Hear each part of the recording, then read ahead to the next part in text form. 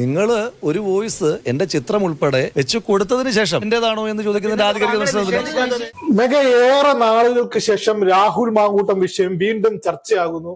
നോക്കൂ, കൂടുതൽ തെളിവുകൾ പുറത്തു വരുന്നതോടുകൂടി രാഹുൽ മാങ്കൂട്ടം എന്ന് പറയുന്ന വ്യക്തി സോഷ്യൽ ഓഡിറ്റിങ്ങിന് വിധേയനാകാൻ പറ്റുന്ന ഒരു MLA, അദ്ദേഹത്തിന്റെ മുഖം ചീഞ്ഞളിയുന്ന അവസ്ഥയാണ്. ഇത്തരത്തിൽ അതായത് സ്ക്രീൻഷോട്ട് കണ്ടില്ലേ, ഇപ്പൊ വാർത്തകളിലൊക്കെ പോകുന്നുണ്ട്, ന്യൂസ് മലയാളത്തിലും അതേപോലെ റിപ്പോർട്ടർ ടിവിയിലൊക്കെ പോകുന്നുണ്ട്.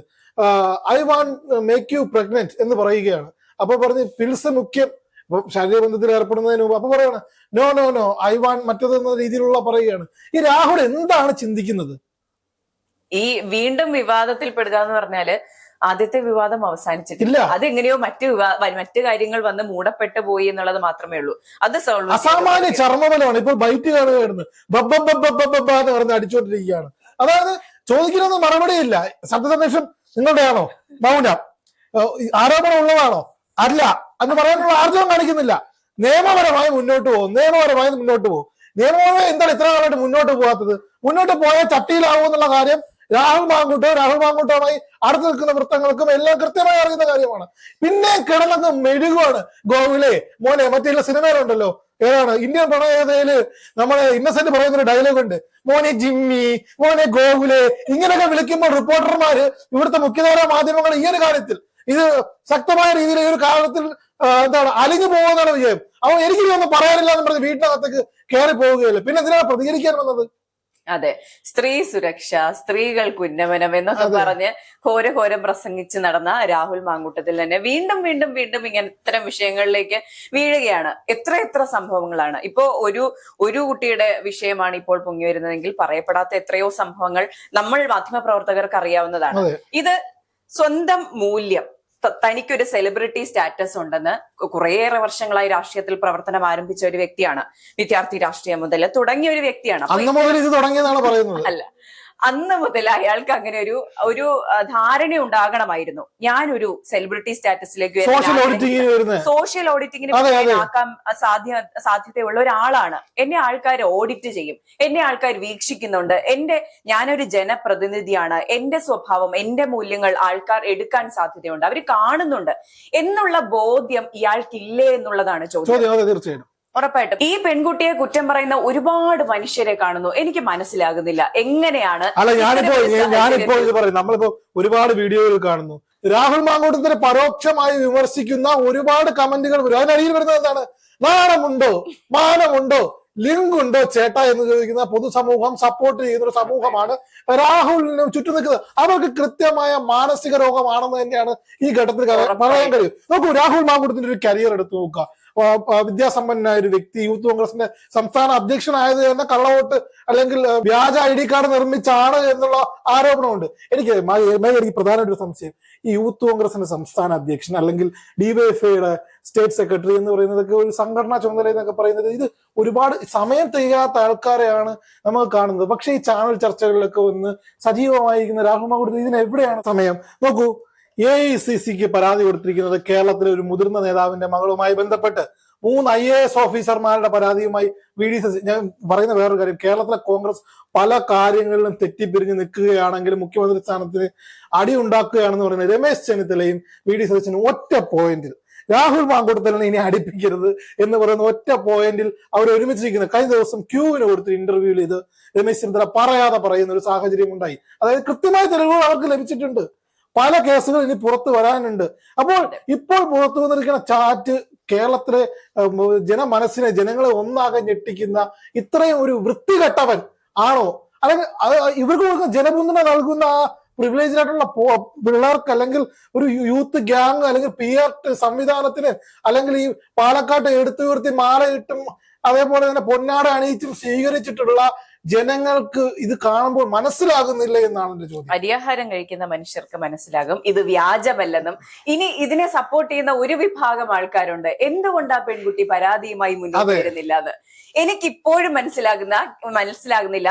കേരളത്തിൽ ഒരു പെൺകുട്ടിക്ക് ഒരു ഇത്രയേറെ സൈബർ ആൾബലമുള്ള ഒരു ആൾക്കെതിരെ പരാതി കൊടുത്ത് സമാധാനമായി ജീവിക്കാൻ തീർച്ചയായിട്ടും വെർബൽ റേപ്പിനും വെർബൽ അബ്യൂസിനും വിധേയമാക്കപ്പെടുന്ന അവരെ ഇപ്പം ഈ രാഹുൽ മാങ്കൂട്ടം ചെയ്തതിനേക്കാളും ഒരു പടി കടന്നുകൊണ്ട് പിച്ച് ചീന്തുന്ന സാഹചര്യമായിരിക്കും ഇവിടെ ഉണ്ടാകുന്നത്. അങ്ങനെ പുറത്തു വരികയാണെങ്കിൽ ആ കൊച്ചു ട്രോമ കാരണം പേടിച്ചകത്ത് ആ കുട്ടികളെ പറയുന്നില്ല, ഒരു കൂട്ടം പെൺകുട്ടികൾ രാഹുൽ മാങ്കൂട്ടത്തിന് ഇത്രയും വക്രീയങ്ങൾക്ക് ഇരയായിട്ടുള്ള ഒരു കൂട്ടം പെൺകുട്ടികൾ എല്ലാവരും ഇപ്പൊ നോക്കൂ, എല്ലാ കേസിലും കേരള സർക്കാർ പിന്തുണ നൽകും, പിണറായി വിജയൻ പോലീസ് പിന്തുണ നൽകുമെന്ന് പറയുമ്പോഴും ഈ സോഷ്യൽ മീഡിയയുടെ അതിപ്രസരമുള്ള കാലമാണ്.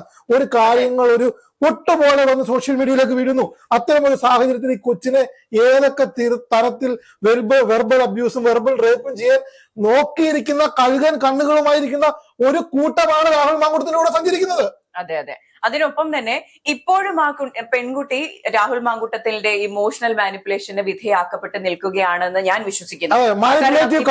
അതെ, അവിടെ കൺസെന്റിനെ പറ്റിയോ മനുഷ്യർക്കറിയില്ല. ഇനി മാനിപ്പുലേറ്റീവ് കൺസെന്റിനെ പറ്റി വലിയ ക്ലാസ് എടുക്കേണ്ട സാഹചര്യമാണ് ഇപ്പോഴുള്ളത്. ഇന്നലെ നമ്മൾ പറയുന്നത് സെക്സ് എഡ്യൂക്കേഷനെ പറ്റി പഠിപ്പിക്കുമ്പോൾ അടുത്ത ക്ലാസ്സിന് പ്രാക്ടിക്കൽ ഉണ്ടോ, തൊട്ടില് കെട്ടണോ ചേട്ടാ ക്ലാസ്സിൽ തന്നെ എന്ന് ചോദിക്കുന്ന ഒരു കൂട്ടം മാനസികാവസ്ഥയുള്ളവരായിരിക്കും ഇതിനെ ഇത്തരത്തിൽ സമീപിക്കുന്നത്. ഇപ്പോ എല്ലാവരും ചോദിക്കുന്ന കാര്യമാണ്, ആ പെൺകുട്ടി പോയിട്ടല്ലേ, ആ പെൺകുട്ടി പോയതുകൊണ്ടല്ലേ ഇങ്ങനെ സംഭവിച്ചതെന്ന്. പക്ഷെ അവിടെ ആരും മനസ്സിലാക്കുന്നില്ല ഈ മാനിപ്പുലേറ്റീവ് കൺസെന്റിന്റെ വളരെ വൾണറബിൾ ആയിട്ട് നിൽക്കുന്ന ഒരു പെൺകുട്ടി, അവരുടെ മുൻ ബന്ധങ്ങളിൽ നിന്നുള്ള പ്രശ്നങ്ങളാകാം, ട്രോമകളാകാം, എന്ത് സാഹചര്യം എന്തോ ആയിക്കോട്ടെ, വളരെ ഇമോഷണലി ഡൗൺ ആയി നിൽക്കുന്ന ഒരു പെൺകുട്ടിയെ വരുതിയിലാക്കുന്നു. അതിനുശേഷം ഇത്തരം അവൾക്ക് താല്പര്യമില്ലാതെ ഗർഭചിത്രത്തിന് നിർബന്ധിക്കുന്നു. ഒരു അബോർഷൻ കഴിഞ്ഞാൽ ഒരു പെൺകുട്ടിക്ക് ഉണ്ടാകുന്ന മാനസിക സംഘർഷങ്ങളുണ്ട്. ഒരു ഹോർമോൺ ഡ്രോപ്പാണ് ആ കുട്ടിക്ക് ഉണ്ടാകുന്നത്. ഒരു ഹൈ ലെവലിൽ നിൽക്കുന്ന ഹോർമോണിൽ നിന്ന് ഒരു സഡൻ ഡ്രോപ്പ് ഉണ്ടാകുന്നു. ആ കുട്ടി കടന്നു പോകുന്ന സാഹചര്യം നമുക്ക് ചിന്തിക്കാൻ പോലും പറ്റില്ല. ഇമോഷണൽ പോട്ടെ, ബോഡിലി ലൈക് ശാരീരികമായ മാറ്റങ്ങൾ 6-7 മാസം എടുക്കും ആ കുട്ടി സാധാരണ തിരികെ എത്താൻ. ഇതിനെയൊക്കെ ആര് അഡ്രസ് ചെയ്യും എന്നാണ് ഇപ്പൊ രാഹുൽ മാങ്കൂട്ടത്തിൽ ഇതിനെയൊന്നും അഡ്രസ് ചെയ്യാതെയാണ് മിനിറ്റിന് മിനിറ്റ് അശാസ്ത്രീയമായ രീതിയിൽ തന്റെ ഉപചാര വൃന്ദങ്ങളെ കൊണ്ട് ഓരോ പിൽസ് അങ്ങനെ കഴിച്ചാൽ മതി, ഇങ്ങനെ കഴിച്ചാൽ മതി എന്ന് പറഞ്ഞ് IP അഡ്രസ്, അതായത് IP അഡ്രസ് പോലും ട്രാക്ക് ചെയ്യാൻ പറ്റാത്ത ടെലഗ്രാം വഴി. എന്റെ അറിവിൽ കഴിഞ്ഞ ദിവസം ഒരു സംഭവം ഉണ്ടായി. കഴിഞ്ഞ ദിവസം ഈ രാഹുൽ മാങ്കൂട്ടത്തിന്റെ വിഷയത്തിന് ശേഷം GPയിൽ എനിക്ക് ഒരാൾ മെസ്സേജ് അയച്ചു. ഞാനും നമ്മളുടെ കുറച്ച് സുഹൃത്തുക്കളുടെ കോട്ടയത്ത് നിന്ന് ഇങ്ങോട്ട് വന്നുകൊണ്ടിരിക്കുകയാണ്. വരുന്ന സാഹചര്യത്തിൽ നമ്മളൊരു സ്ഥലത്ത് ചായ കുടിക്കാൻ നിർത്തിയപ്പോഴത്തേന് കഴിഞ്ഞപ്പോഴത്തേന് GPയിൽ നമുക്കൊരു മെസ്സേജ്, വണ്ടിയുടെ അടിയിൽ നിന്ന് ഓയിൽ ലീക്ക് ചെയ്യുന്നുണ്ട്, ഇന്ന നമ്പറിൽ വിളിക്കണമെന്ന് പറഞ്ഞു. അപ്പൊ നമ്മൾ തിരിച്ചു വിളിച്ചു. GPയിൽ എനിക്ക് ആദ്യമായി വരുന്ന മെസ്സേജാണ്. അപ്പൊ ഞാൻ ആലോചിച്ചു, രാഹുൽ മാങ്കൂട്ടത്തിന്റെ വിഷയത്തിന് ശേഷം GP വഴി മെസ്സേജ് അയക്കാൻ കേരളത്തിലെ ജനങ്ങൾ തിരിച്ചറിഞ്ഞു എന്ന് ഞാൻ എന്റെ അടുത്തൊരു സുഹൃത്തിനോട് പറയുകയുണ്ടായി. അപ്പൊ അത്തരത്തിൽ ക്ലവറായി പരിപാടികൾ ആസൂത്രണം ചെയ്യുന്ന രാഹുൽ മാങ്കൂട്ടം ഇതിനല്ല ഈ പ്രശ്നങ്ങൾ അഡ്രസ് ചെയ്യുന്നത്. തള്ളി പറഞ്ഞാൽ എന്താണ് പ്രശ്നം? ഇന്നത്തെ ശബ്ദരേഖ പുള്ളി നിഷേധിക്കുന്നില്ല. പുള്ളി വളരെ വേഗമായിട്ട് ഞാൻ നിയമപരമായി നേരിടും. അവിടെ ഏറ്റവും രാഹുൽ മാങ്കൂട്ടം മാധ്യമപ്രവർത്തകരെ കണ്ടുകൊണ്ടിരിക്കുമ്പോൾ റിപ്പോർട്ടർ TVയുടെ ആണോ ന്യൂസ് മലയാളത്തിന്റെ ആണോ എന്നറിയില്ല, ഏത് കൃത്യമായിട്ട് ഓർമ്മയില്ല, ഈ മുഖ്യമന്ത്രിയെ കാണും, ഈ പെൺകുട്ടി മുഖ്യമന്ത്രിയെ കാണും, നീതി തേടുമെന്ന് പറഞ്ഞപ്പോ ഇതിന്റെ ശബ്ദം ഇടറി. അതിനുശേഷം 1 മിനിറ്റ് പോലും അവിടെ നിൽക്കുന്ന സാഹചര്യം ഉണ്ടായില്ല. ഉടനെ തിരിഞ്ഞ് വീട്ടിനകത്തേക്ക് കടന്നു പോകുന്ന ഒരു സാഹചര്യമാണ് ഉണ്ടായത്. അപ്പോൾ പറഞ്ഞു വരുന്നത് രാഹുൽ ഇനി കോൺഗ്രസ് ആണ് പാർട്ടി, ഇനിയിപ്പോ പറയാൻ പറ്റില്ല, വീണ്ടും തെരഞ്ഞെടുപ്പിൽ മത്സരിപ്പിച്ചെന്ന് വരാം അദ്ദേഹത്തിന് കേസിൽ. പക്ഷേ ഇപ്പോഴും ഈ പരാതികൾ വ്യാജമാണെന്ന് മനുഷ്യരെ വിശ്വസിപ്പിക്കാൻ ഈ അണികൾക്ക് സാധിക്കുന്നുണ്ട് എന്നുള്ളതാണ്. ഈ സൈബർ കുങ്ങിക്കൂട്ടത്തിനും ഇത് സാധിക്കുന്നുണ്ട്. ഇത് വാർത്തകൾ വ്യാജമാണ്, ഈ ആരോപണം വ്യാജമാണ്, അങ്ങനെ ഒരു പെൺകുട്ടിയെ ഇല്ലെന്ന് പറയുന്നവർ പോലും ഉണ്ട്. അപ്പൊ അത്തരം ഒരു സാഹചര്യത്തിൽ ഈ പറയുന്ന പോലെ നാളെ ഒരു ഇതുപോലെ കോമഡി രാഹുൽ മാങ്കൂട്ട ഈ സൈബർ കുങ്ങികളും അതേപോലെ തന്നെ ആരൊക്കെ ആയാലും ഉപചാര വൃന്ദങ്ങളെല്ലാം തന്നെ ഇത് പ്രചരിപ്പിക്കുമ്പോൾ മറ്റൊരു കാര്യം, നീയൊക്കെ പോടാ, ഇതൊക്കെ ഞാൻ ചെയ്തിട്ടുള്ളത്, ഞാനിതങ്ങനെ തുറന്ന് സമ്മതിച്ചു കൊടുത്ത എന്റെ ആപ്പീസ് പൂട്ടുമെന്നുള്ള കൃത്യമായിട്ടുള്ള ബോധം രാഹുൽ മാങ്കൂട്ടത്തിനുള്ള ഇവിടുത്തെ മുഖ്യധാര മാധ്യമ പ്രവർത്തകർക്ക് ഇതിനെ പറ്റിയുള്ള എല്ലാ വിവരങ്ങളും അവരുടെ കയ്യിലിരിക്കുകയാണ്. പക്ഷെ ഇതിനെ തള്ളിപ്പറയാൻ ഏതെങ്കിലും ഒരു ഘട്ടത്തിൽ രാഹുലിന്റെ ഭാഗത്തു നിന്നൊരു എതിർപ്പുണ്ടാവുകയാണെങ്കിൽ ഇതിനെ നിലംപരിശാക്കുന്ന രീതിയിൽ ഒരാഴ്ചക്കകം ഈ സംഗതി MLA സ്ഥാനം ഉൾപ്പെടെ ഇനി 5 മാസം ഒന്നും കാത്തിരിക്കേണ്ടി വരില്ല, ആ സ്ഥാനം ഉൾപ്പെടെ രാജിവെക്കേണ്ട ഒരു സ്ഥിതിയിലേക്ക് എനിക്ക് തോന്നുന്നു. സമയം വരട്ടെ ചെയ്യാന്ന് പറയുന്നത്. അതെ, അടുത്ത തെരഞ്ഞെടുപ്പിന് മുമ്പിൽ അവിടെ നമ്മൾ പറയേണ്ട ഒരു കാര്യമുണ്ട്. ഇപ്പൊ എല്ലാവരും പറയുന്ന ഒരു കാര്യമാണ്, ഈ നാഷണൽ ലെവലിൽ BJP എല്ലാ മീഡിയാസിനെയും വിഴുങ്ങിയ പോലെ ഇവിടുത്തെ മീഡിയാസിനെ എല്ലാം ഇടതുപക്ഷം വിഴുങ്ങിക്കൊണ്ടിരിക്കുകയാണ് എന്ന് പറയുന്നൊരു കാര്യമുണ്ട്. അത് ഇതിനു വേണ്ടി കൃത്യമായി ഉപയോഗിക്കുമെന്നൊരു തോന്നലും വലതുപക്ഷങ്ങൾക്കുണ്ട്. പക്ഷെ ഇന്ന് അവർ പറയുന്ന വേറെ ന്യായങ്ങൾ എന്താണ്? കോൺഗ്രസ് ഒരു കാലത്തും തദ്ദേശ തെരഞ്ഞെടുപ്പിൽ എഡ്ജ് കിട്ടാത്ത കോൺഗ്രസ് അത് ചെയ്യാൻ പോകുന്നത് അവരുടെ പ്രകടന പത്രിക മുന്നോട്ട് വെക്കുമ്പോൾ ശക്തമായ തിരിച്ചുവരവിന്റെ പാതയിൽ അതിനുവേണ്ടി ചാനലുകൾ ആസൂത്രണം ചെയ്ത് എടുത്തിട്ടതാണ് എന്ന് കണ്ടില്ല. കൃത്യമായി ഇതിന്റെ രേഖകളെല്ലാം തന്നെ കഴിഞ്ഞ ദിവസം ആൻഡോ അഗസ്റ്റിൻ റിപ്പോർട്ടർ ടിവിയുടെ മാത്തുക്കുട്ടിയായിട്ട് നടത്തിയ ഒരു പോഡ്കാസ്റ്റ് 2.5 മണിക്കൂർ നടത്തിയ പോഡ്കാസ്റ്റ് ഇങ്ങനെ പറയുന്നത് ഇനിയും തെളിവുകളുണ്ട്. അവർ തെളിവുകൾ ശേഖരിച്ച് വെച്ചിരിക്കുന്നതായിരിക്കാം, അവർ ഇനിയും പുറത്തു വിടും. അപ്പോൾ രാഹുൽ ശരിക്കും ഒരു പരസ്യമായ രഹസ്യമായിരുന്നു. അന്നത്തെ ഓഡിയോ സന്ദേശം പുറത്തു വന്നപ്പോൾ തന്നെ അറിയാമായിരുന്നു ബാക്കി ഇനിയും അതെ അതിന് കണ്ടിന്യൂറ്റി ഉണ്ട് എന്നുള്ള കാര്യം. ഇപ്പൊ കഴിഞ്ഞ കുറച്ച് മണിക്കൂറുകളായി വരുന്നത് എന്ന് പറഞ്ഞാൽ ഡിസപ്പിയറിംഗ് മെസ്സേജുകൾ എന്ന് പറയുന്നത് അത് വ്യാജമാണ്, 24 മണിക്കൂറേ ചെയ്യാൻ പറ്റൂ. ഇതിനെപ്പറ്റി കൃത്യമായി പഠിക്കാത്തവരാണ് ഇത്തരത്തിലുള്ള മെസ്സേജുകൾ സന്ദേശങ്ങൾ നൽകുന്നത്. നോക്കൂ, ഈ ഡിസപ്പിയറിംഗ് മെസ്സേജ് എന്ന് പറയുന്നത് 24 മണിക്കൂറേ ഉള്ളൂ. 7 ദിവസം, 24 ദിവസം, 90 ദിവസം. പിന്നെ ഇത് ഓഫ് ചെയ്തിടാനുള്ള സംവിധാനം പോലും ശാസ്ത്രീയ തെളിവുകൾ നിരത്തിയെന്നും പറഞ്ഞ് കുറെ ഓൺലൈൻ മാധ്യമങ്ങൾ ഇത്തരത്തിലുള്ള വിഷയവുമായി രാഹുലിനെ സംരക്ഷിക്കാൻ ഇറങ്ങുന്നു. അപ്പോൾ ഇതൊന്നും തന്നെയല്ല. നോക്കൂ, അതെ, ഇതിന്റെ ഒപ്പം പറയുന്ന ഒരു കാര്യമാണ്, പ്രണയിച്ചിരുന്ന അവർ തമ്മില് പ്രണയബന്ധത്തിലായിരിക്കുന്ന സമയത്ത് എന്തുകൊണ്ട് സ്ക്രീൻഷോട്ട് എടുത്തു എന്നുള്ളത്. അതിൽ തന്നെ വ്യക്തമാണ് എത്രത്തോളം ഇൻകൺസിസ്റ്റന്റ് ആയിട്ടാണ് ആ റിലേഷൻഷിപ്പ് പോയിട്ടുള്ളതെന്ന്. ഇത്രയും പ്രണയത്തിലായിരുന്ന സമയത്ത് പോലും അത്രയും സംശയാസ്പദമായ സാഹചര്യങ്ങൾ രാഹുൽ ആ പെൺകുട്ടിക്ക് ഉണ്ടാക്കി കൊടുത്തു. എപ്പോൾ വേണമെങ്കിലും തന്നെ ഉപേക്ഷിച്ചു പോകാവുന്ന ഒരു ബന്ധമാണിതെന്ന് ആ പെൺകുട്ടിക്ക് അറിയാമായിരുന്നു. ആ പെൺകുട്ടി എന്നിട്ടും ആ പെൺകുട്ടിയെ ചതിച്ചു എന്നേ പറയുന്നു, വഞ്ചിച്ചു.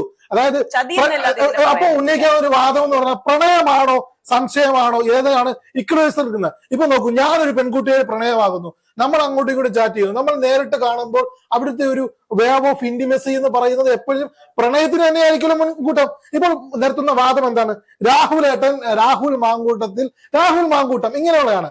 ഇപ്പോൾ ഈ ഒരു ജൈത്രയാത്ര, പ്രണയം എന്ന് പറയുന്ന അവരുടെ ജൈത്രയാത്രക്കിടയിൽ ആദ്യഘട്ടത്തിൽ അതീവ പ്രണയമായി ഇന്റിമേസിയിൽ നിൽക്കുന്ന കാലഘട്ടത്തിൽ രാഹുൽ ഏട്ടനെന്നും, അത് കഴിയുമ്പോൾ ഈ കുട്ടിക്ക് എന്തെങ്കിലും ഒരു തട്ടുകേട് കിട്ടുമെന്നൊരു ചിന്ത വന്നപ്പോൾ, സംശയം വന്നപ്പോൾ ഓക്കെ ആണെങ്കിൽ മുന്നോട്ട് പോകാം. അവിടെ കുട്ടിയുടെ ഭാഗത്ത് ഭാഗപ്പിഴയുണ്ടെന്ന് ഉള്ള തരത്തിലല്ല പറയുന്നത്, പ്രണയത്തിൽ വീഴ്ത്തി ചതിച്ചു എന്നുള്ള ഭാഗം തന്നെയാണ് പറയുന്നത്. രണ്ടാമത്തെ കാര്യം, രാഹുൽ മാങ്കൂട്ടത്തിൽ അവസാന ഘട്ടത്തിലേക്ക് എത്തിയപ്പോഴത്തേന് ഇത്തരത്തിൽ ഗർഭചിത്രം നടത്താൻ പ്രേരിപ്പിച്ച ഘട്ടത്തിൽ ഈ കുട്ടിക്ക് ഇതെല്ലാം സൂക്ഷിച്ചു വെക്കേണ്ട ഒരു സാഹചര്യം വന്നതാണോ എന്ന സംശയം പോലും ഇവിടെ ആരെയും പരിഗണിക്കുന്നില്ല. ഇത്രയും ചാനൽ ചർച്ചകൾ തുറന്നു വെക്കുമ്പോൾ ഇനി ഇത്തരമൊരു സാഹചര്യം, ഒരു സ്ത്രീ ചൂഷണം ചെയ്യപ്പെടുന്ന ഒരു സാഹചര്യം ഉണ്ടാകുമ്പോൾ തുറന്നു പറയാൻ മടിക്കില്ലേ? നാളെ ഒരു ജനപ്രതിനിധിക്കെതിരെ പരാതി പറയണം. ഇങ്ങനെ ഈ പെൺകുട്ടിയെ പിച്ചി ചേന്തിയ മാധ്യമങ്ങൾ ഇനിയും ഇത് ചെയ്യുമെന്ന് ഭയക്കും. ഇപ്പോൾ തന്നെ പെൺകുട്ടി മാധ്യമ പ്രവർത്തക എന്ന് പറഞ്ഞ് രാഹുൽ മാങ്കൂട്ടത്തിന്റെ സൈഡിൽ നിന്നും social cyber bullying, cyber lynching ഒക്കെ നടക്കുന്നത് ഭീകരമാണ്. അപ്പോൾ ഒരു പേര് പൊതുമധ്യത്തിലേക്ക് ഇട്ടുകൊടുത്താനുള്ള സ്ഥിതി എന്തായിരിക്കും എന്ന് ആലോചിച്ചിട്ടുണ്ട്? അതെ, ഉറപ്പായിട്ടും അത് എല്ലാ പെൺകുട്ടികൾക്കും ഇതൊരു വിഷയം തന്നെയാണ്. ഈ പെൺകുട്ടി ഒരു ബുദ്ധിമുട്ടുണ്ട് എന്ന് ചിലപ്പോൾ ഒരു വളരെ പേഴ്സണൽ ആയിട്ടുള്ള, വളരെ ഇമോഷണൽ കണക്റ്റഡ് ആയിട്ടുള്ള ആൾക്കാരോടായിരിക്കാം ഇത് തുറന്നു പറഞ്ഞത്. അങ്ങനെ ആയിരിക്കും വന്നത്. അപ്പോ ഇത്തരത്തിൽ വളരെ വിഷമത്തോടെ ഒരു കാര്യം പറയുമ്പോൾ അത് പുറത്ത് ചാനൽ ചർച്ചകളിൽ വരുന്നു, എല്ലാവരും ചർച്ച ചെയ്യുന്നു. അതിൽ പരം ആ കുട്ടിയെ എല്ലാവരും മോശമായി ചിത്രീകരിക്കുകയാണ്. അത് വളരെ നിർഭാഗ്യകരമായ കാര്യം തന്നെയാണ്. ഇത് വരും കാലങ്ങളിലും പെൺകുട്ടികൾക്ക് കാര്യങ്ങൾ തുറന്നു പറയാൻ ബുദ്ധിമുട്ടുണ്ടാക്കും ഇത്.